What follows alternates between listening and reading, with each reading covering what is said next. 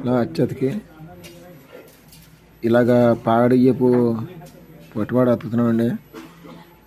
ఈ కిందన జరిపాళ్ళు అతుకోవాల్సి ఉంటుందండి. ఇలాగా ఇలా ప్రతిదీ కూడా ఇలాగ మెలిపెట్టుకుంటే చెవులు జారిపోవండి. ఇలా పెట్టుకున్నప్పుడు చెవులు జారిపోవండి. ఇలా ప్రతిదీ కూడా ఇలా కొలత ప్రకారంగా తగ్గోసుకోవాలండి. కట్ చేయాలండి. కట్ చేసేప్పుడు ఇలా నువ్వులు పెట్టుకుంటే చెవులు జారిపోవండి. ఇలాగా అటు సైడ్ జరిపాడు వస్తుందండి, ఇటు సైడ్ పొడుగు వస్తుంది.